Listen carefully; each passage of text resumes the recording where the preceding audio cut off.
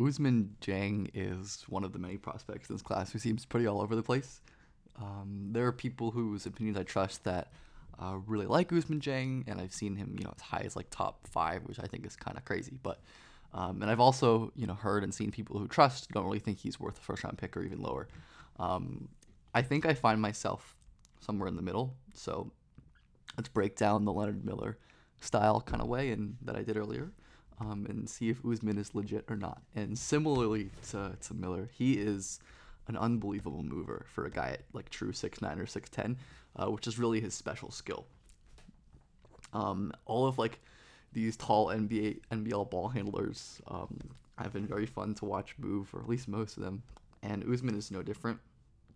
Just the ability to kind of string together dribbles and move fluidly and lower his shoulder to near parallel all the time, which is something I talked about before on this channel. Also like the ball fake here and the decisive attack into the double move, into the finish, which we'll talk about more, but the movement is really spectacular. When he's running pick and roll, he's able to look how low he is again. He's able to get under this defender and kind of jam him perfectly into the screener. He goes very, very tight to his roll man, which is like an advanced tech that seasoned pick and roll ball handlers use to get a bunch of space, and he is able to use his strength to finish through a defender there. And scoring is kind of going to be the big bugaboo thing for Ousmane Dieng, and is why I'm going to end up probably a little lower than some people. He's really lacking in a ton of craft or versatility in his process and tools, and just real high athleticism. But he really can use contact to finish through, especially against NBL players, and he's not afraid of contact as well, which is something I really, really enjoy watching from a prospect this young.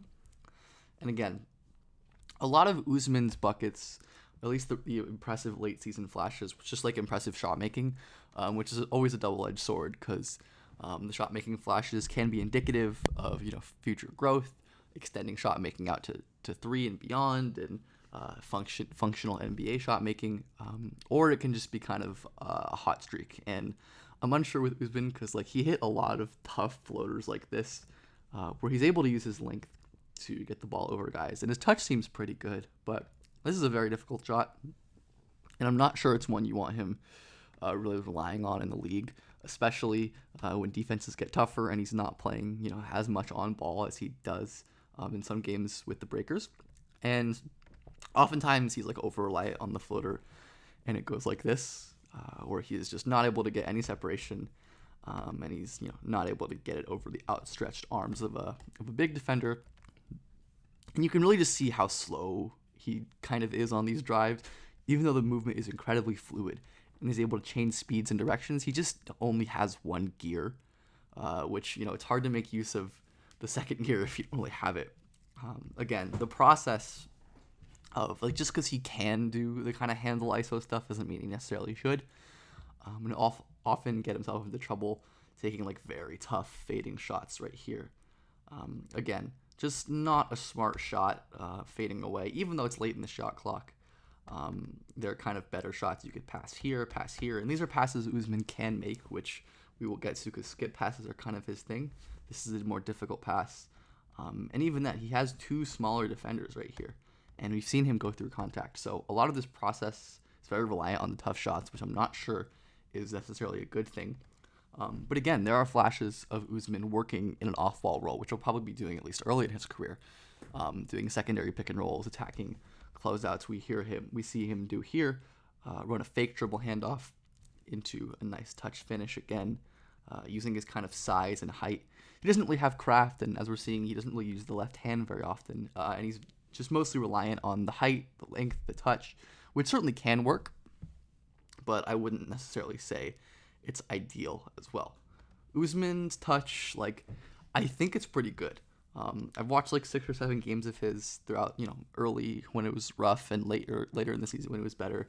And he will make tough shots like this, where he's able to hang in the air. And this is really uncontestable. Even though he doesn't really get high off the air, the release is really high. It's hard to contest that, and he banks it softly off the glass. And some of the shot-making flashes are pretty impressive. at least late in the season, like you'll see Usman be able to size up his man and very fluidly step back three like that. This is pretty nice form. Like the elbow is aligned, the shot isn't really segmented. Like it is a very nice looking shot. The numbers aren't great, and the volume is definitely his best indicator. Kind of like even like Giddy or even like LaMelo in Australia. They're just like willing to shoot and try stuff, which I'm glad he's been empowered to do.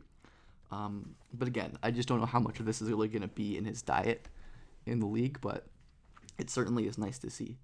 So let's get into his passing, which I think I've seen some people say is like really, really excellent. And I'm not sure I'm with that. It certainly is good.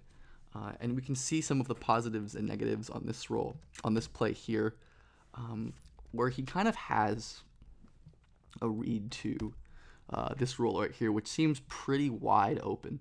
And he could definitely conceivably make this pass and get a wide open layup.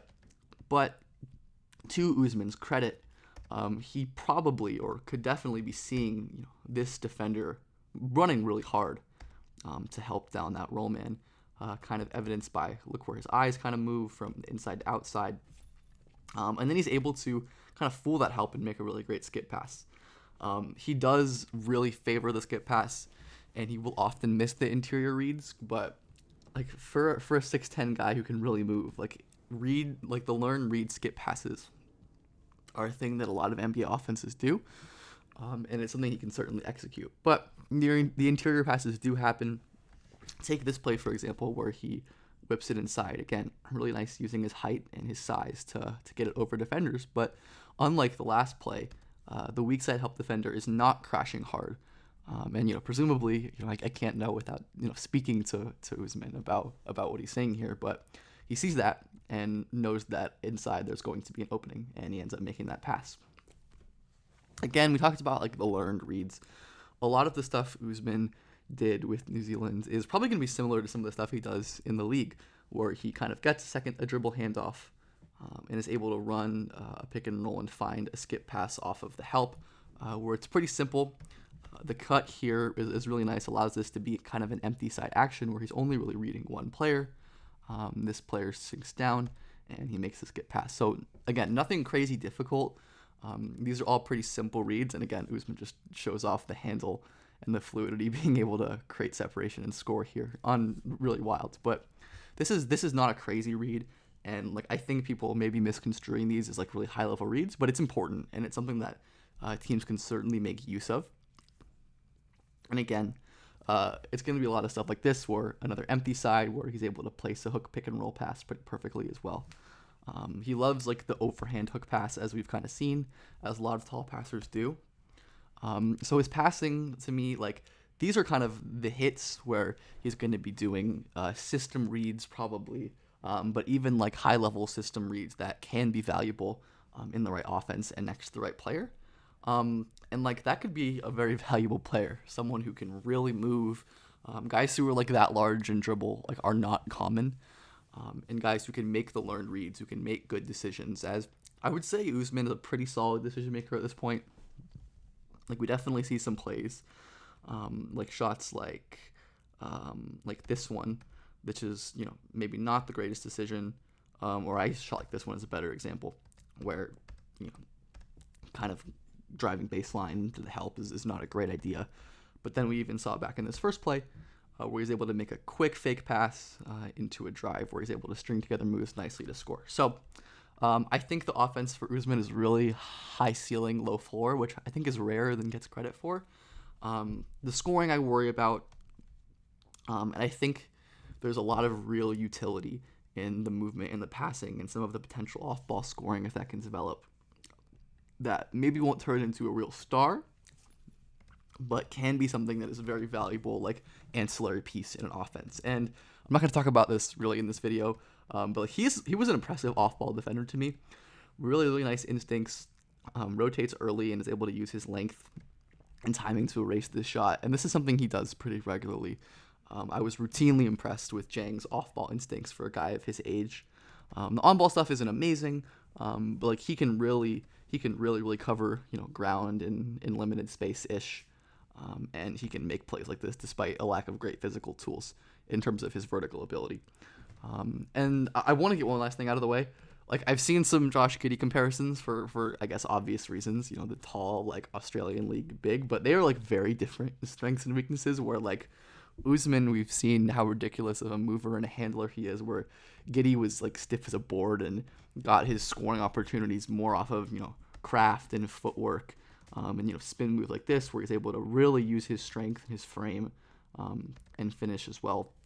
But he's just like so upright and stiff. Like, compare this to watching Ousmane go basically parallel, where Giddey on plays like these is just standing straight up.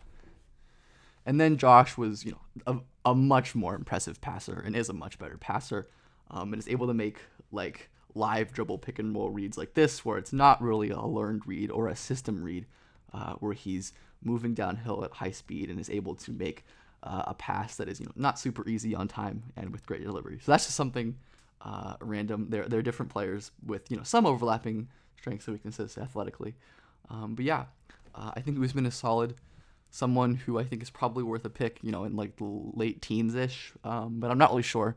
And I'm excited to see what team ends up taking a chance on him.